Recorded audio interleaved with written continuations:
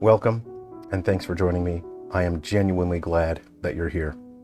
Today I think we'll have a bit of holiday fun, and I will react to a video that I made last year. This is a video ranking all of Santa's reindeer in tier list as if they were in an anime.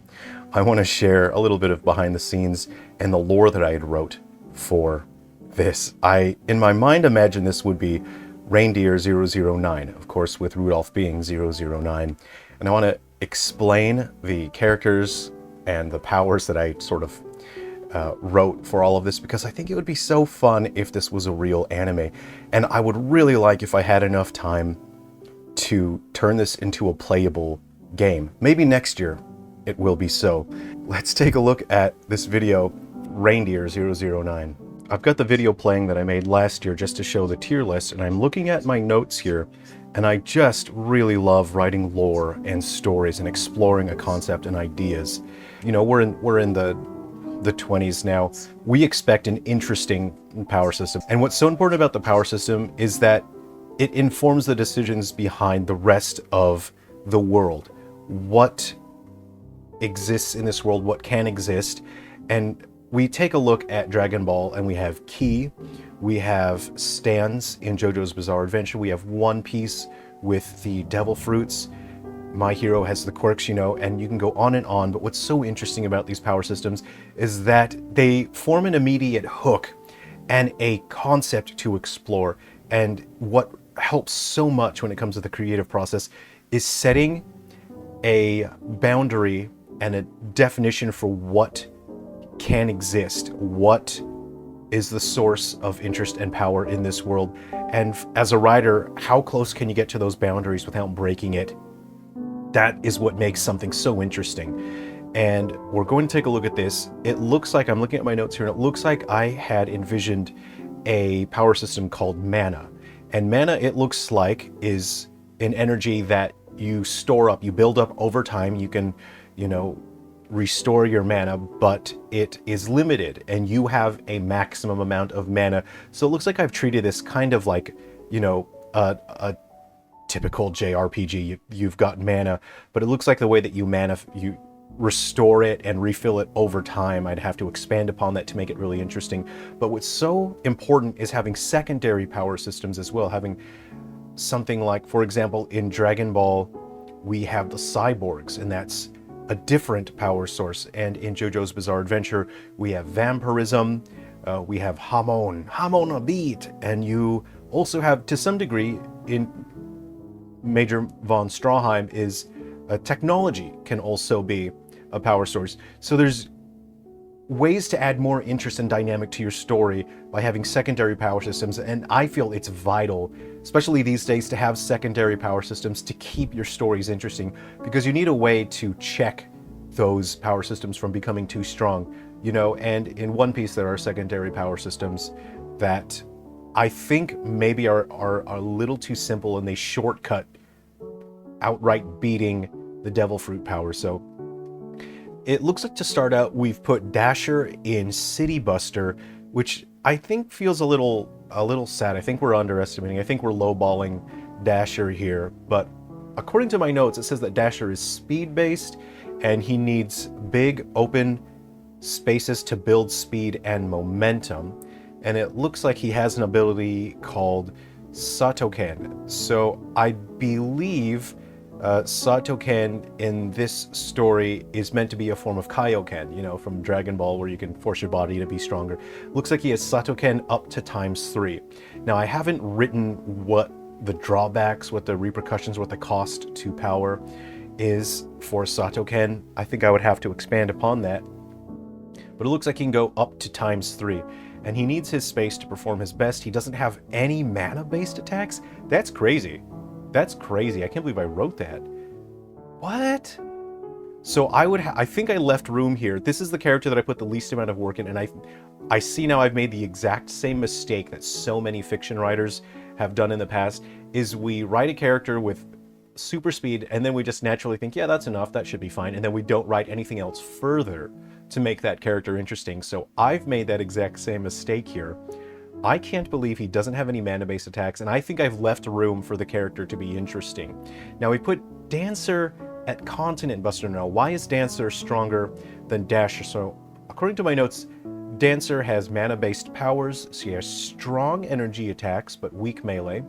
And she's always put in fights where she is at a huge disadvantage. And I really like that. I really enjoy the Usopp and the Nami fights because they are always at a disadvantage and you aren't even sure what their win state is. How are they going to get through this fight? So I think that was my idea with Dancer.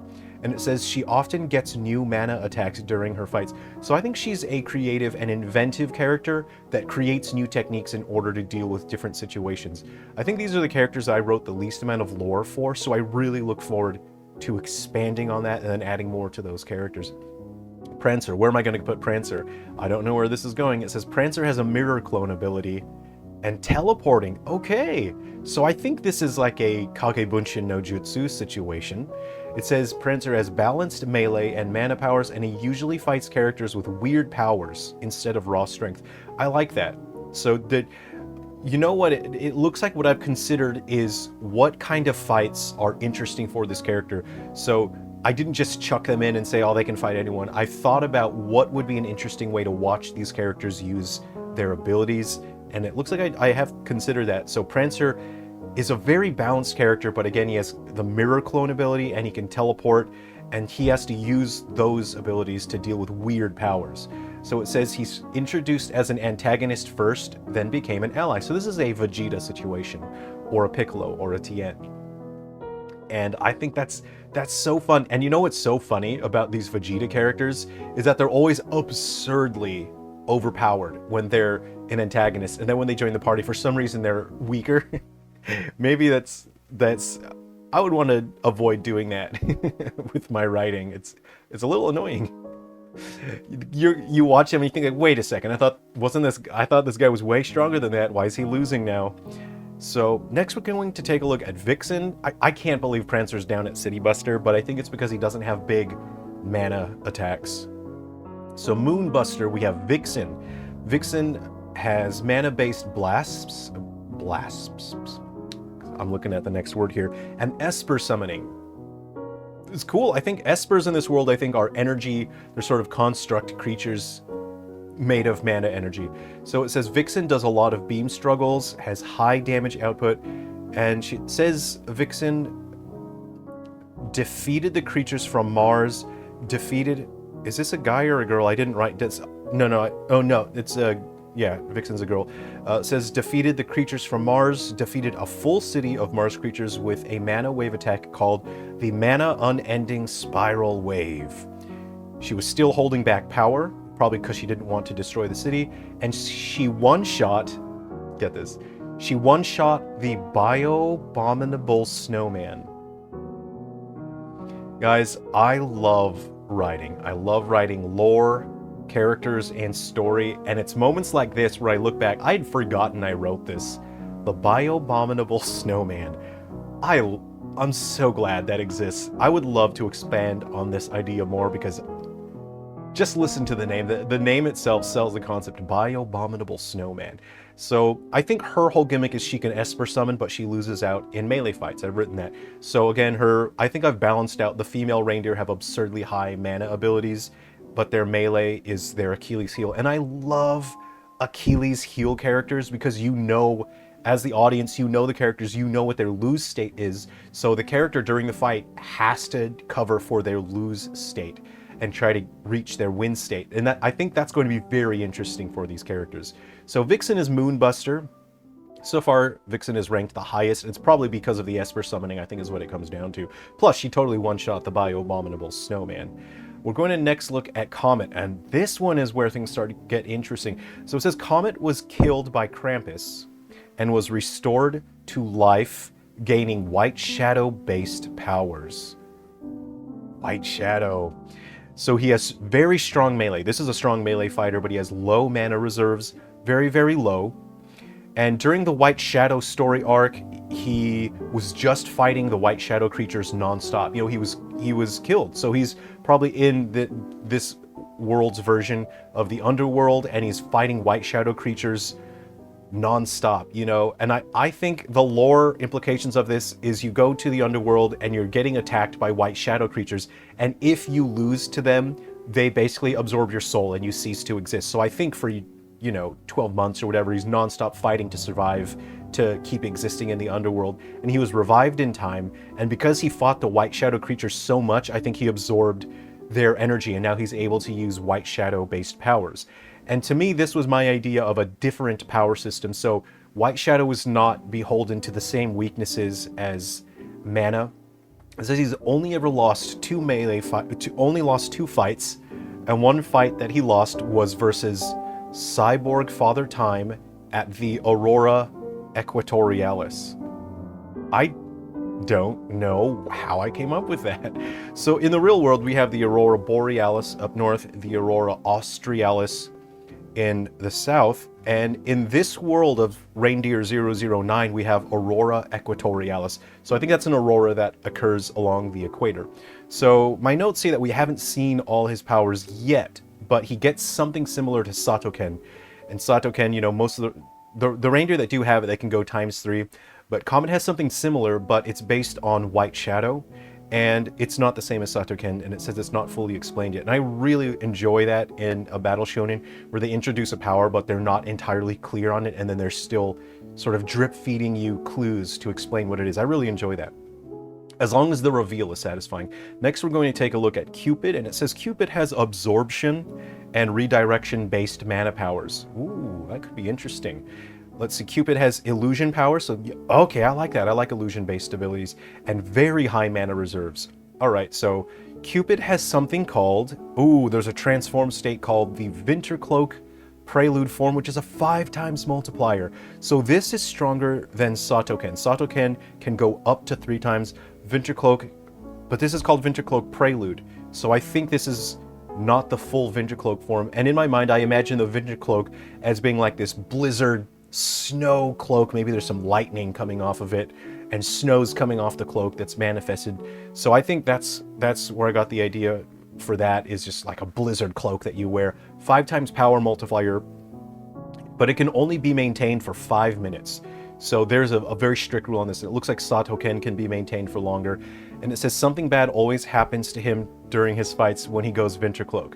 I like that. So I think in my mind, Cupid was the kind of Vegeta pointing to himself like this, and it's like, uh-oh, Vegeta, why did you do the thumb point? Because you know, like, Vegeta gets wrecked when he does that. So I think that's Cupid's thing, is maybe he does win the fight, but just barely. So I really like that I've written that in here, is that is one of his character quirks, is that when he goes Wintercloak, it's, you kind of worry, uh-oh, something bad's gonna happen to him.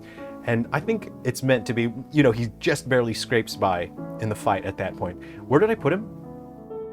Cupid is Moonbuster. It's probably because of the Wintercloak Prelude. Otherwise, he might be a Continent Buster. Next, we're going to look at Donner. Ooh, I like this. Okay, my notes say that Donner trained with Celestial Wolves. I don't even know what a Celestial Wolf is. And he gained Celestial-based abilities. So I think Donner's meant to be the opposite of Comet, who has White Shadow. So I think, you know how White Shadow's kind of like comes from the underworld? It looks like Celestial base abilities come from the Celestial realm. So this is a different power system altogether. It's not mana. It says Donner can create barriers, and he has big abilities, so probably big energy blasts, but he has low energy reserves. Let's see, barrier abilities. He was born without mana. So Donner is a Rock Lee. Yes, I like this. Donner's a Rock Lee, but he has extremely high energy and damage output with beam struggles because that he gained these Celestial abilities. My notes say in the arc versus the Sandman army, he staggered the Sandman multiple times, but he ran out of energy. I think this is a situation where they needed to hold out until Rudolph got there. And it looks like everyone else was knocked out. Cupid was the only one conscious for the Sandman fight. So Cupid was able to watch and witness and see what was going on. Everyone else was knocked out. Donner was the last one left fighting, probably because of his barrier abilities. Maybe the enemy was able to absorb mana or something, and he can't absorb celestial energy. So Donner is meant to be pretty strong. So Donner, very, very good energy output, different power system. Let's take a look at, I put him in Planet Buster. Planet Buster for Donner seems fine. I think that's correct. I feel like maybe... I feel bad. Dasher and Prancer are down there. I think they're speed-based characters. I feel bad that they're only City Buster. But, hey, it's a tier list, baby.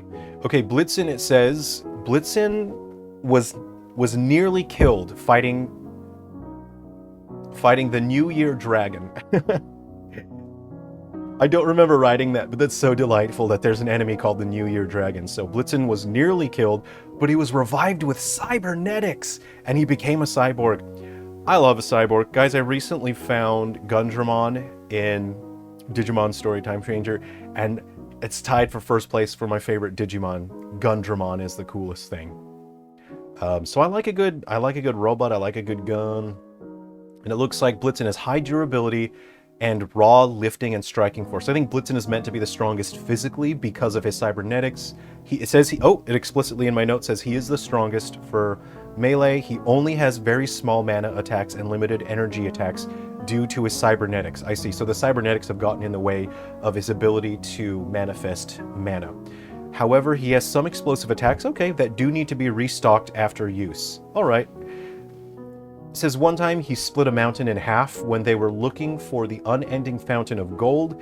He can tank powerful attacks, and he survived an attack in Return of Bio-Abominable Snowman, who is a genetically modified clone who has DNA from all the reindeer. So I think Bio-Abominable Snowman, I think when he returns, because you know he got one shot, I think he returns, he has DNA from all the reindeer, and he's even stronger. I think that's meant to be sort of like a Broly and a Cell reference, Bio Broly and a Cell situation. That's fun. He has a massive salvo ability, you know, like missiles and lasers, and he always states what percent his power, what percent of power he's using, and we have not yet seen his upper limits. I really like when characters do that in a battle shonen when they say, oh, I'm only using 20% of my power.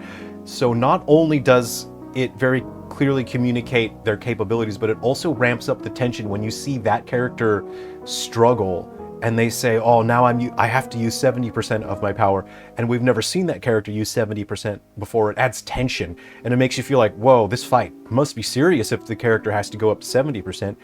It's the effect of Goku going Kaioken times 10!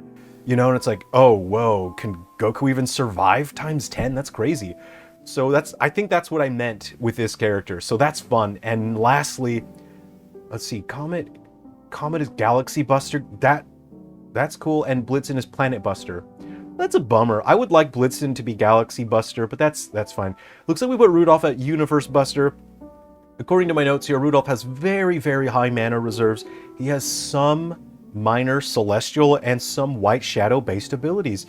I know what I did here. I think that's a joke and a reference to Ichigo, who suddenly went, oh, I'm also a Quincy, I'm also a Vizard, I'm also a Fullbringer. I think that's what I meant here. They're not great. They're obviously nowhere near as good as the other reindeer that specialize in those, but he has a little bit. So I think in some battles he can mix it up if the enemy has an advantage and can somehow bypass, you know, mana. He can take advantage of mana's weaknesses. It looks like he can use a little bit of those other abilities. He has Ventricloak form, full Ventricloak. So, you know, the other reindeer, who was it that had Ventricloak? Cupid has Ventricloak Prelude, which is 5 times. Rudolph has Ventricloak full form, which is a 10% multiplier. But I think that you can maintain it for even less. 5 times you maintain it for 5 minutes. Ventricloak, maybe you can only maintain it for 2 minutes. So that's a crazy power-up form. Let's say Rudolph also has Satoken. Satoken is a multiplier that's much easier to maintain on your body. And he can do between times 2 and times 5. And that's, okay, that's a, you know, okay, Rudolph's the main character. The other reindeer can only go times 3. Obviously, we have to, I'm not going to use the term that people use to describe when a shonen battle character gets favors from the writer to become conveniently stronger. I'm not going to use the term that people use because we're talking about reindeer and that would be disgusting. So he has a 5 times multiplier in Satoken, and according to my notes here, it says it can be stacked. So naturally when I saw that, in my head, as an enjoyer of battle shonen, I was thinking, oh, it'd be sick if he could stack Ventricloak with Satoken. And it looks like, explicitly, it says he can. He can stack Ventricloak with Satoken, and his signature attack is Akaikai Zokoken. So, I'm not sure, is that like Red Spiral Fist? Red Spiral? It's meant to be like a Red Spiral technique, I think, Akaikai Zokoken. And that is his Kamehameha. That's his Beam Struggle attack. And it says that Rudolph has won about 80% of his fights, and he has another signature attack called the Hyperbaric Red Nose Blast Cannon, which he once used to accidentally wipe out a mountain by accident. And I have notes here that says that Santa once came home, he was heavily damaged, his clothes were all burned and torn, and it says that he will never train with Rudolph again. And I think that comes from their training session where Rudolph developed the Hyperbaric Red Nose Blast Cannon and he wiped out a mountain. And in my head, I think Santa, I think he deflected that attack to try to prevent it from hitting an area that had people were living there, and he was trying to deflect the attack. So that is the lore for Reindeer 009. I'm so delighted. I hope you enjoyed that. Did you enjoy this? I would really like if I could spend time and just turn this into like just a small game where you can play through it and play as a different reindeer and explore their power sets, fight some enemies, maybe next year. But let me know if you have a favorite reindeer in here. Let me know if you think this tier list is fair. Is there any lore that you want to add to this? I had so much fun writing this. I'd forgotten about it. I haven't looked at it in 12 months, but I think it's been a lot of fun. Thanks very much for spending some time with me today. Please take care of yourselves and be well. Enjoy spending time with your family, friends for this holiday season. And be well. I'll see you around.